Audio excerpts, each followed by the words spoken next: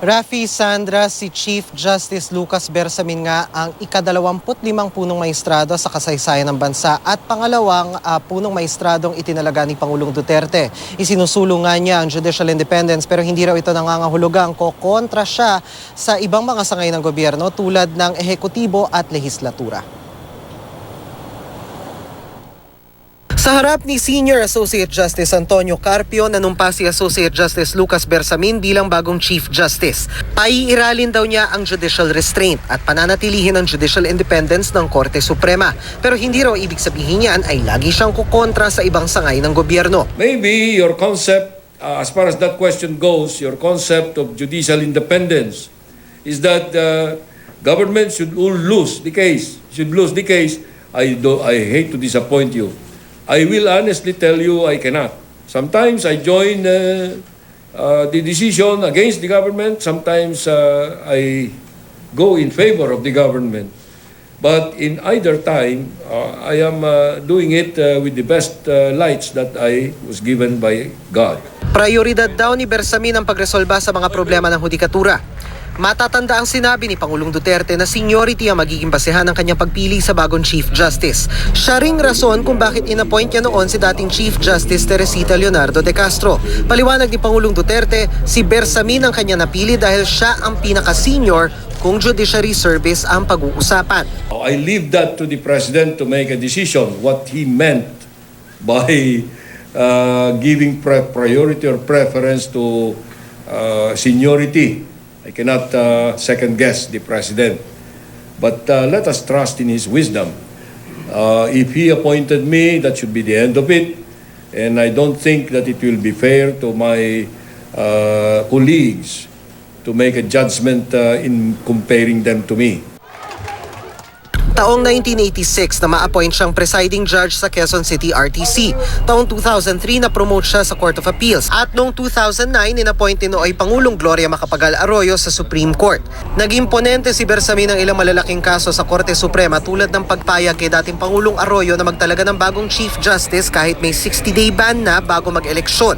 Siya rin ang nagsulat sa pag-absuelto ng Korte kay Arroyo sa kasong plunder kaugnay ng anomalya umano sa paggamit ng pondo ng PCSO at iba pa. Sa ilalim ng Administrasyong Duterte, kinatigan ni Bersamin ang paghimlay kay dating Pangulong Ferdinand Marcos sa libingan ng mga bayani at pagdeklara ni Pangulong Duterte ng martial law sa Mindanao at pagpapalawig nito. Pumabor din siya sa pagbasura sa petisyon ni Senadora Laila de Lima na ipawalang bisa ang warrant of arrest laban sa kanya kaugnay ng mga kaso sa illegal na droga. Bumoto rin siya pabor sa co-warranton na nagpatalsik kay dating Chief Justice Maria Lourdes Sereno. Si House Minority Leader Danilo Suarez, bagaman batid na mahusay si Bersamin, ikinagulat daw ang desisyon ng Pangulo. Kasi sinabi ni Pangulong Duterte, he'll go for seniority. So, sinabi niya yun eh. So, akala ko yung pinaka-senior. But, you know, it's the option of the President to choose among, di ba 5 yung shortlist. Mula sa mga nominado sa posisyon, si Bersamin ang ikatlong pinaka-senior kung pagbabasehan ng appointment sa Korte Suprema. Si Carpio ang pinaka-senior na maestrado, isa rin siya sa kilalang kritiko pagdating sa usapin sa South China Sea. Sa tweet ni Associate Justice Marvic Leonen, sinabi niyang isang kahanga-hangang kawani ng gobyerno si Carpio. Sa gitna ng isyu, naniniwala si Bersamin na mapapanatili niya ang stability sa hudikatura, lalo't maayos daw ang samahan nila ng mga kapwa maestrado. There is no problem with me being accepted by my colleagues and me accepting them. Wala naman akong history na nakaaway tungkol sa bagay na ito. It is not difficult for me to win them over to my side. They love me and I think I love them also. Sandra, bukas nga ang unang opisyal na araw ni Bersamin bilang bagong punong maestrado at manunungkulan siya hanggang October 2019. Ilang araw lang ang pagitan sa pagretiro din ni Senior Associate Justice at dating Acting Chief Justice Antonio Carpio. Sandra? Yes, Dano, medyo nagiging controversial ngayon na yung batayan ng seniority na pino-point out kanila nung inapoint dati si Chief Justice De Castro at ngayon naman si Chief Justice Bersamin. Dahil matagal ka na nagko-cover dyan at sinundan mo yung paksa na yon, nakikita mo ba na may pagkakaiba sa definition ng seniority this time?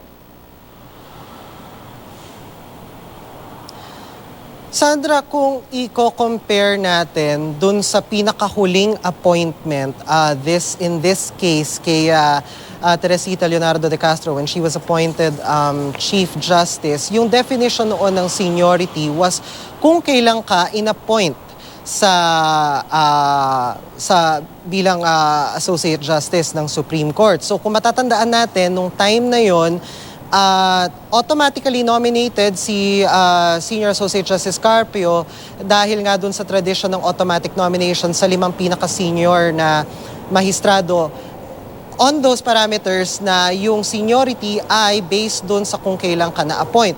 Kung matatandaan natin, nung time na yon ay nag-decline si Justice Carpio. So ang lumabas doon sa list ng nominees and yung shortlist eventually, si De Castro yung pinaka-senior. At ito nga yung naging basis o yung sinasabi ng palasyo at ng Pangulo na naging basis sa kanyang pagkakatalaga kay Chief Justice De Castro. Kaya nagkaroon ng konting, if we may call it confusion, ngayon nga sa pagkakataong ito, sa pagkakatalaga at sa pagkaka-appoint kay Chief Justice Bersamin dahil yung naging definition naman ng seniority ngayon ay yung length ng service sa judiciary. Now, let's just preface this by saying na kasama din dun kasi sa mga tinitignan ng Judicial and Bar Council dun sa pagproseso nila ng mga applications at nominations para sa mga mahahalagang posisyon sa hudikatura ay yung service din sa judiciary, sa ibang mga branches ng judiciary katulad na lang ng Court of Appeals, Sandigan Bayan at iba pa.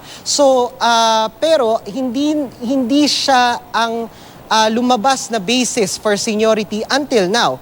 Bagamat nung syempre na itinanong yan kay Chief Justice Bersamin at sinasabi nga niya na wala na siya sa posisyon para magkomento sa bagay na yan dahil yan ay prerogative ng Pangulo, kasama na rin daw sa prerogative ng Pangulo kung ano yung kanya magiging definition ng seniority at hindi rin naman daw tama, hindi rin naman daw patas na ikumpara niya daw yung sarili niya sa ibang mga kapwa niya maestrado dahil iba-iba naman daw sila ng credentials at mga pinanggalingan, Sandra. Ganun pa ba, maganda yung eksena kanina no, na si Associate Justice Carpio pa mismo yung namuno doon sa panunumpa ni Chief Justice, ang ating bagong Chief Justice. Pero Dano, napansin, anong masasabi mo? Anong description mo sa atmosphere kanina sa Supreme Court at kung ano naman ang tingin mo na naging pagtanggap ni Associate Justice Carpio sa desisyon ng Pangulo? Well, Sandra, we were not allowed access dun sa loob mismo ng NBank Session Hall nung mismong isinagawa yung oath-taking kay new Chief Justice Bersamin. Pero based dun sa video na nakita natin at ibinigay sa atin ng Supreme Court PIO, makikita naman natin na it was a very cordial.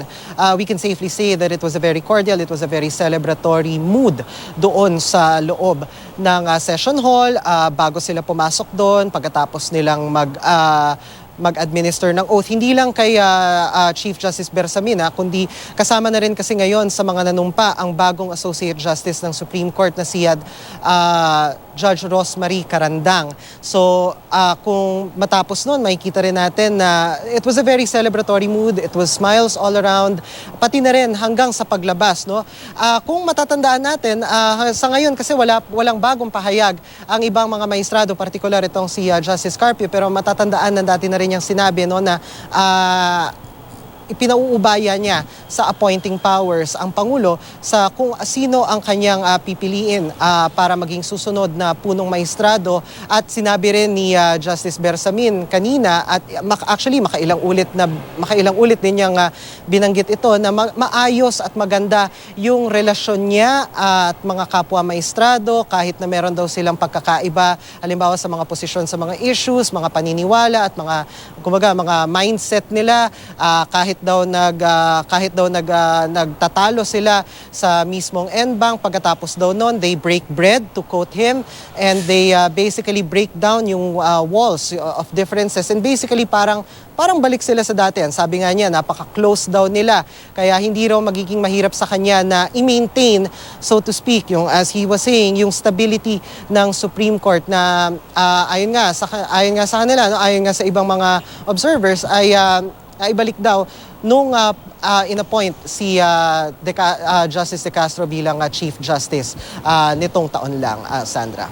Alright, maraming salamat sa iyo, Dano Tingkungko.